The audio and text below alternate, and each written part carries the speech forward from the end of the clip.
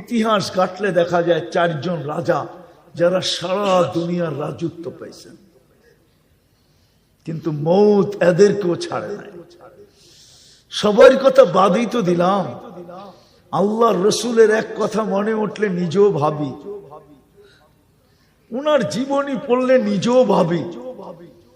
উনিও জিজ্ঞাসা করছিলেন মালাকুল মৌতকে, আমি যদি অনুমতি দেই তাহলে আমাকে নেওয়া যাবে? বলছে অবশ্যই নেওয়া যাবে, কিন্তু কাউকে নিতে আমার অনুমতি লাগে না, শুধু আপনার ব্যাপারে আলাদা আল্লাহ বলে দিছে অনুমতি নিতে, অনুমতি দিলে ঢুকবো নাইলে ঢুকবো না, দরজার থেকে চলে যাবে। ঢুকার পরে আবারও অনুমতি নিতে বলছেন, আপনি বললে বুকে হাত রাখবো নাইলে রাখবো না, চলে যাব। শুধু আপনার ব্যাপারে উনিও চলে গেছেন। কবির কথাই তো সত্য, লাউ কানাতিদ দুনিয়া মুখাল্লাদা মা মাতা মুহাম্মাদা। বিবেক বলে না মুহাম্মদুর রাসূলুল্লাহ উনিও দুনিয়ার থেকে চলে যাবেন।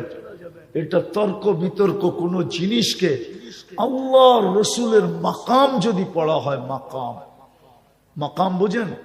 মর্তবা, মর্তবা। দেখি একটা দিয়ে আপনারা বোঝেন কিনা। সমগ্র সৃষ্টির অস্তিত্বের আগে যদি আমি তাকাই, তাইলে দেখি মুহাম্মদুর রাসূলুল্লাহ আল্লাহর সামনে বসা, আর ওনার অস্তিত্বের পরে যদি তাকাই তো দেখি আল্লাহর পাশে বসা। কাবা কাউসাইনি আও আদনা সুম্মা দানা ফাতাদাল্লা ফাআওহা ইলা আবদিহি মা আওহা। ওই জায়গা যেখানে কোনো সৃষ্টি যাওয়ার ক্ষমতা রাখে না। আল্লাহ প্রমাণ দিয়েছেন। মুসা আলাইহিস সালামের মতো নবী দেখতে চাইছিলেন, তো বলছে পাহাড় স্থির থাকলে আপনি দেখতে পারবেন, কিন্তু যখন তাজাল্লি দিছেন 70,000 পর্দার ওই পার থেকে 40 দিন বেহুশের মতো ছিলেন।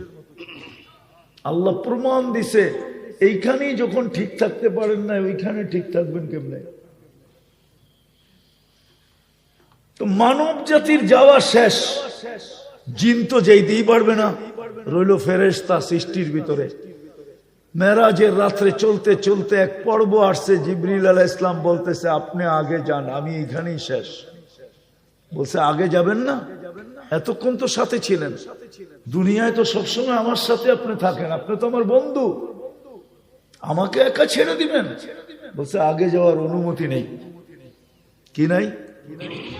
শুধু অনুমতি না, আগে যাওয়ার অনুমতিও নাই, সাথে সাথে আরেকটাও নাই, এই বডিতে ফিটনেস নাই।